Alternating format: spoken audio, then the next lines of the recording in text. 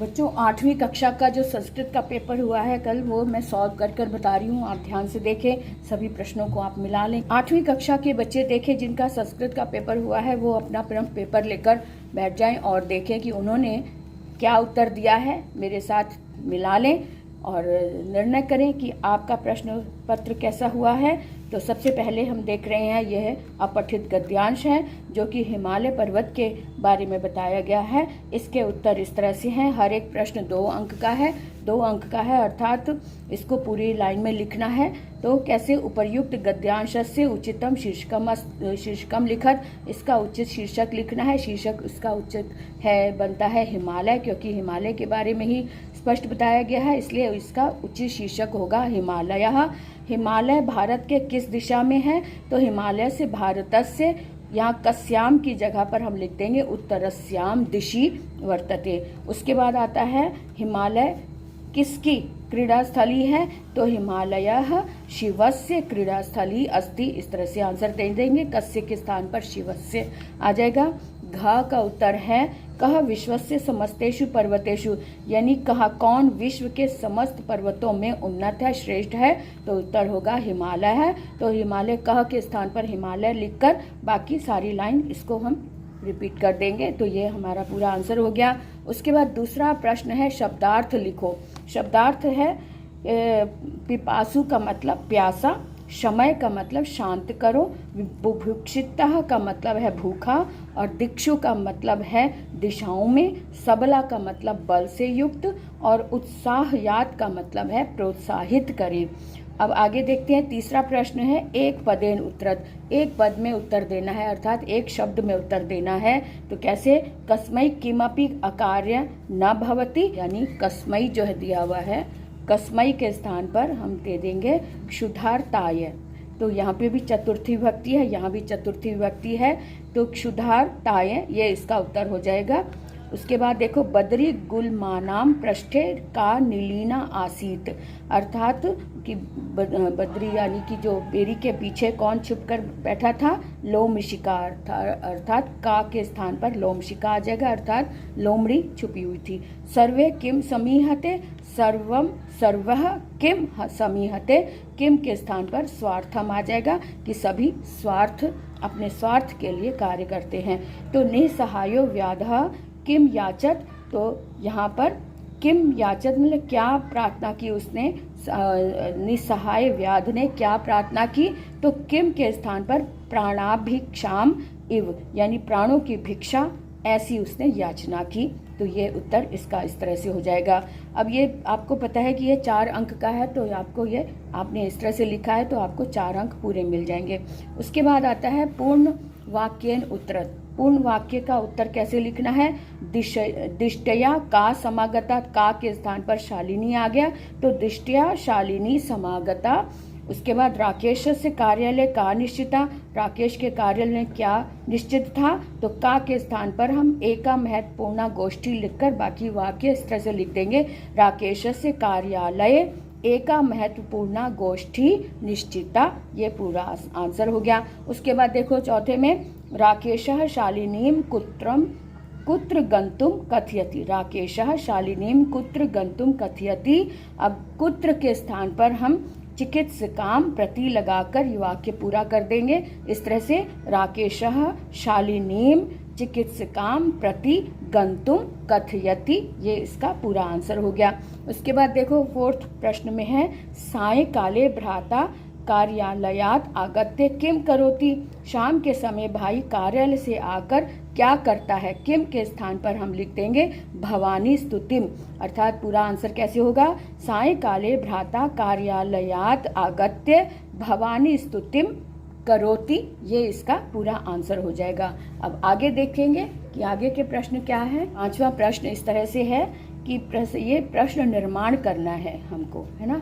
तो प्रश्न निर्माण करके प्रसन्नताया विषयो अयम, तो यहाँ पे जो अंडरलाइन वाले शब्द हैं इनके स्थान पर हमने किम सर्वनाम का प्रयोग करना है। और किम सर्वनाम कैसे करेंगे ये हमने कक्षा में बहुत अच्छे से बताया था कि जिस विभक्ति का है, जिस वचन का है और जिस लिंग का है उसका ध्यान रखते हुए हमने इसके किम सर्वनाम का प्रयोग करना है।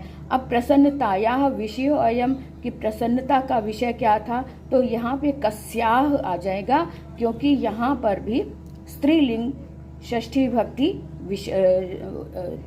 भक्ति एक वचन है, तो यहाँ पे भी कस्याः आ जाएगा। उसके बाद देखो सर्वकारस्य घोषणा अस्ति, यानी यहाँ पर षष्ठी भक्ति एक वचन है, पुल्लिंग है, इसलिए यहाँ पे स्य लगा है, इसके स्थान पर कस्य आ जाएगा।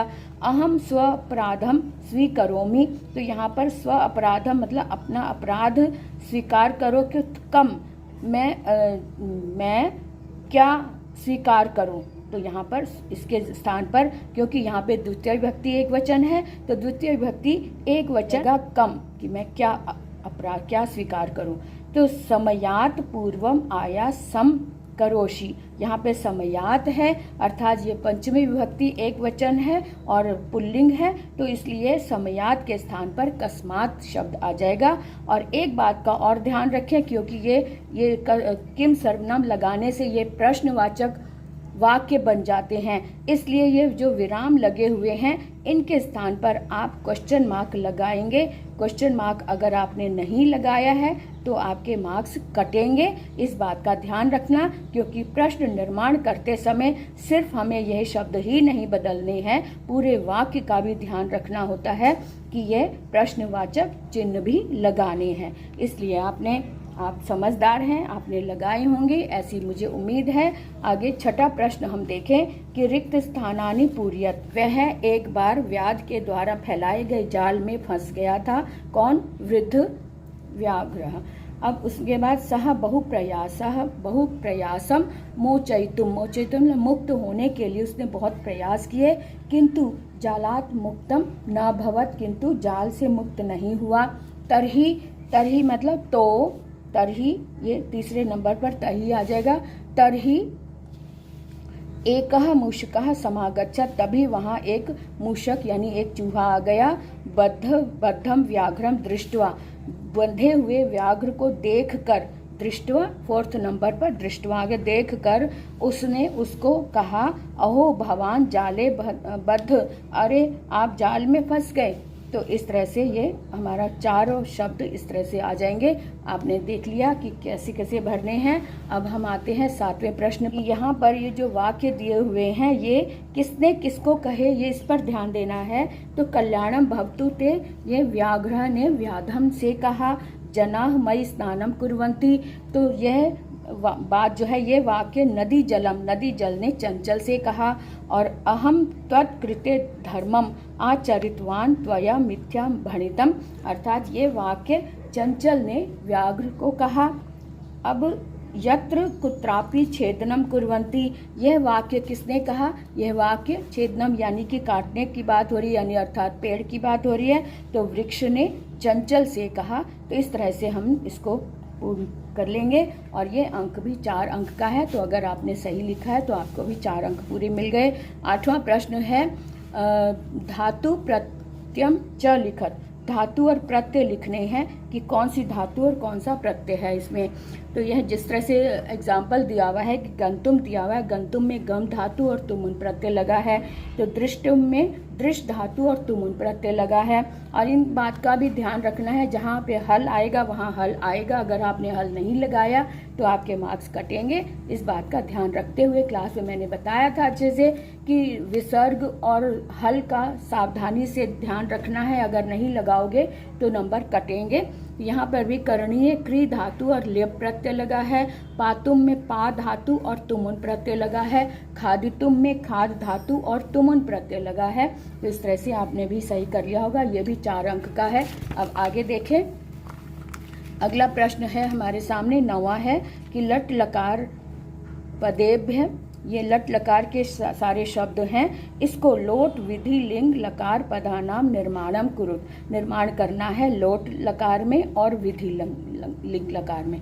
इसको लोट लकार में बनाना है और विधि लिंग लकार में इसे चेंज करना है। तो हम देखते हैं कि कैसे चेंज किया है। ये सारे शब्द लट लकार के हैं, है ना। तो खेलसी अर्थात सी लगा है, तो इसका मतलब ये मध्यम पुरुष एक वचन और लट लकार का है। तो इसको लोट लकार में बदलना है, लेकिन ये ध्यान रखें कि ये अगर मध्यम पुरुष एक वचन का है तो ये भी मध्यम पुरुष एक वचन में ही बदलना है, लेकिन लोट लकार में बदलना है। तो खेलसी का खेल बन जाएगा है, और विधि लिंग लकार में खेले, साथ में विसर्ग आ जाएगा। खादंती है तो ये प्रथम पुरुष का बहुवचन है, लेकिन इसको हमने लोट लकार के बहुवचन बदलना है। प्रथम पुरुष लोट लकार और बहुवचन बदलना है, तो लोट लकार में शब्द बन जाता है खादंतु, है ना। खादतु, खादताम, खादंतु इस तरह बन जाता है, तो ये बहुवचन का हो गया खादंतु। अब विधि लिंग लकार में खादेत, खादेताम, खादेयुः बहुवचन में इस तरह से रूप आ जाता है, तो ये बहुवचन का रूप हो गया प्रथम पुरुष का खादेयुः।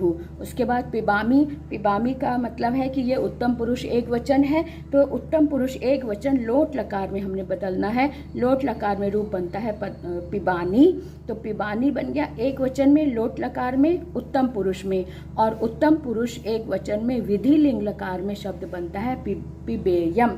तो पिबेयम ये शब्द हमारा लोट विधि लिंग लकार में बन गया। अब आगे देखें हसतः। हसतः का मतलब है ये द्विवचन है और प्रथम पुरुष का द्विवचन है। तो द्विवचन का मतलब है कि लोट लकार में भी हमने प्रथम पुरुष का द्विवचन ही यूज करना है, तो द्विवचन में हसताम आ जाता है ना। तो हसतु, हसताम, हसंतु इस तरह से आ जाता है, तो हसताम द्विवचन का हो गया। और लिंग लकार में आ जाता है हसेत, हसेताम, हसेयुः, तो द्विवचन में हसेताम ये शब्द बन गया हमारा। तो इस तरह से आपने भी भरा है, तो आप मुझे उम्मीद है कि आपने बहुत अच्छे से इसे फिल किया होगा। अब आगे देखते हैं कि संख्यावाचक शब्द। संख्यावाचक शब्द में ये 51, 60, 75, 80, 95 और 100 ये अंक दिए हुए हैं, इनको हमने संस्कृत में लिखना है। तो 51 को 1 पंचाशात षष्ठी, 60 है तो षष्ठी हो गया, पंच सप्तति ही 75 हो गया, अशीति ही 80 हो गया, और पंच नवता यानी 95 हो गया, और शतम 100 हो गया। तो इस तरह से आपने भी इसे अच्छे से भर दिया होगा। तो अगर आपने सारे सही भरे हैं तो आपको 6 अंक पूरे मिल जाएंगे। अब आगे आता है 11वां प्रश्न है संधि कुरु। संधि कुरु अर्थात ये इन शब्दों को हमने मिलाकर लिखना है। तो पाठ आरंभ, तो इधर अ और इधर आ भी है, तो दीर्घ संधि से हमने इसको पाठारंभा बना दिया। कवि इंद्र, इधर भी ई है और इधर भी ई है, समान वर्ण जहाँ पे होते हैं समान स्वर होते हैं तो उसी स्वर का दीर्घ हो जाता है, हमने सीखा था। तो कवींद्र ये भी दीर्घ संधि से हो गया।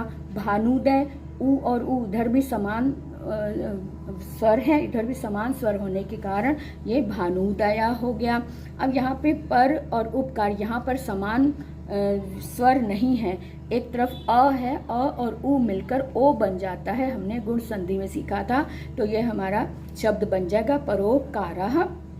और यहाँ पर भी क और उ यानी अ और उ मिलकर ओ बन गया, तो यहाँ पर भी हमारा शब्द बन जाएगा एकोनः, है ना। एकोनः ये हमारे संधि शब्द बन गए। अगर आपने भी ऐसे किए हैं तो आपको फुल मार्क्स मिल जाएंगे, 5 अंक का है ये भी। उसके बाद देखो 12वां है खाद धातु रूपस्य विधि लिंग लकार मध्यम पुरुष लिखत। अब जहाँ पे मध्यम पुरुष लिखा है इसका मतलब मैंने कोई भी एक वचन के बारे में नहीं लिखा। तो वचन अगर नहीं लिखा तो तीनों वचनों में आपको ये लिखना है, लिंग विधि लकार में लिखना है, और खाद धातु के रूप लिखने हैं। तो खाद धातु के रूप विधि लिंग लकार में बनेंगे खादेह, खादेतम, खादेत, है ना। ध्यान रखें कि यहाँ पे बहुवचन में हल नहीं लगता है, और अगर आपने लगाया, क्योंकि ये एक वचन में प्रथम पुरुष के एक वचन में हल लगता है लेकिन मध्यम पुरुष के बहुवचन में हल नहीं लगता। इस बात पर विशेष ध्यान दिलाया था मैंने क्लास में भी, आपने ध्यान दिया होगा। और 13वां प्रश्न है यत् शब्द रूपस्य।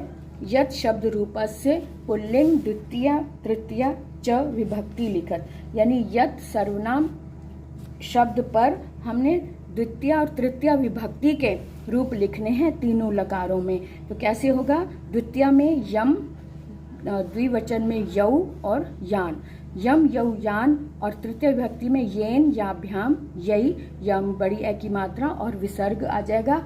इस तरह से ये हमारे यत् सर्वनाम के रूप हो गए। अब इसके बाद 14वां प्रश्न है जिसमें अपने पाठ्यक्रम के अनुसार पाठ्यक्रम से एक श्लोक लिखना था आपको। तो श्लोक उम्मीद है कि आपने लिख लिया होगा सभी ने। तो 15वां प्रश्न है, अंतिम प्रश्न है कि निम्नलिखित गद्यांश पठित्वा हिंदी अनुवादम कुरु। हिंदी अनुवाद करना है। तो इसका हिंदी अनुवाद इस तरह से ये मैंने लिख रखा है, आपको मैं पढ़ के सुना देती हूँ। शिकार, कभी चंचल नाम का शिकारी था। पक्षी मृग आदि का शिकार ग्रहण करने से वह अपनी जीविका का निर्वाह करता था। एक दिन वह वन में जाल बिछाकर घर आ गया। अगले दिन प्रातः काल में चंचल वन को गया। तब उसने देखा कि फैले हुए जाल में दुर्भाग्य से एक व्याघ्र फंस गया है। तो इसमें व्याघ्र, इस तरह से ये हिंदी अनुवाद हुआ। आप अपना मिला लें कि आपने कैसे लिखा है। और ये 5 अंक का है, तो 5 अंक आपको भी पूरे मिल जाएंगे अगर आपने सही से इसका अनुवाद किया है। का ध्यान रखें कि हमने आंसर देना कैसे है। ये जैसे हर एक प्रश्न को ये जो क ख ग दिया हुआ है, अगर प्रश्न पत्र में यही नंबर दिए हैं तो आपको भी इसी तरह से नंबर देना है। और अगर क ख के स्थान पर 1-2 नंबर दिया हुआ है तो आपको भी उसी तरह से देना है। जैसे यहाँ पर क ख ग दिया है तो बिल्कुल इसी तरह से आपने भी देना है। प्रश्न नंबर 2 है तो प्रश्न नंबर 2 के 2 लिखकर और 2 जब भी एक प्रश्न खत्म हो जाए बीच में 2 लाइन छोड़कर तब नया प्रश्न शुरू करें और उसका उत्तर बहुत सावधानी से दें, बिना कटिंग के दें। इस तरह से आप बहुत साफ सुथरा काम करेंगे तो आपको के नंबर कटने से बच जाते हैं, क्योंकि चेक करने में इसमें ऐसे प्रश्न में दिक्कत नहीं होती, ढूंढना नहीं पड़ता कि कौन सा प्रश्न कहाँ लिखा हुआ है। इसलिए इन चीज़ों का ध्यान दें हमेशा। ये वाले प्रश्न अगर आपने लिखे हैं, आपके इसमें भी वही प्रश्न आए हैं तो आपने भी वही प्रश्न लिखे। इस तरह से आपके प्रश्न उत्तर ढूंढने में, चेक करने में आसानी हो जाती है और एग्जामिनर का मूड अच्छा रहेगा तो आपको भी नंबर अच्छे ही मिलेंगे। इस बात का ध्यान रखना होता है, ठीक है। तो इस तरह से आपने ध्यान रखा है, इसका मतलब आप बहुत समझदारी से आपने आंसर दिया है। Very good. तो अभी चेक नहीं किया है, लेकिन ये मैं बता रही हूँ कि प्रश्नों का उत्तर कैसे देना होता है तो दें। और अगर आपने बहुत सुंदर ढंग से ये जिसका भी है ये शीट बहुत सुंदर ढंग से इसने लिखा है, खुले खुले शब्दों में और बीच में जगह छोड़कर, जब भी नया प्रश्न आया है तो वहाँ पर 2 लाइन छोड़कर नया प्रश्न, नए उत्तर दिया है। तो इस बात का ध्यान रखना है। अब जैसे यहाँ पे लोट लकार लिखा है तो लोट पर हल जरूर लगाते, अगर हल नहीं लगा है तो इन छोटी छोटी चीज़ों के नंबर कट जाते हैं। अब जैसे तुमन पर अगर आपने नहीं लगाया होता तो नंबर कट जाता, यहाँ पे आपने हल लगाया हुआ है इसलिए नहीं कटेंगे। यहाँ पर आपने देखो तुमन पर हल नहीं लगाया है, यहाँ पर इस तरह छोटी छोटी बातों का ध्यान रखें। आधे नंबर भी कट जाते हैं। जैसे पातुम है तो पातुम के म पर भी हल लग रहा है और आपने नहीं लगाया हुआ है, इस बात का ध्यान रखें। खादितुम में भी हल लगना है लेकिन आपने नहीं लगाया है, इसलिए इनके मार्क्स कट जाते हैं। अगर लगा होगा तो फुल मार्क्स आ जाएंगे। जैसे यहाँ पर आपने ध्यान रखा, यहाँ ध्यान रखा, लेकिन यहाँ आपने ध्यान नहीं रखा। इन बातों का ध्यान रखना होता है संस्कृत में, नहीं तो मार्क्स आधे नंबर कटते कटते बहुत सारे नंबर कट जाते हैं, ठीक है। तो ध्यान रखें कि हमें प्रश्न पत्र का उत्तर किस तरह से देना है। सारे प्रश्नों का उत्तर आपने बहुत ही सुंदर ढंग से दिया है। यही तरीका होता है कि 10वां प्रश्न शुरू हुआ है, बीच में 2 लाइन छोड़ के नया प्रश्न दिया, फिर 11वां प्रश्न शुरू हुआ, बीच में 2 लाइन छोड़ के फिर से नया उत्तर शुरू किया। यही तरीका होता है कि ये प्रश्न किस तरह से हमें प्रश्न पत्र को हल करना है, उसका उत्तर किस ढंग से देना है, ठीक है।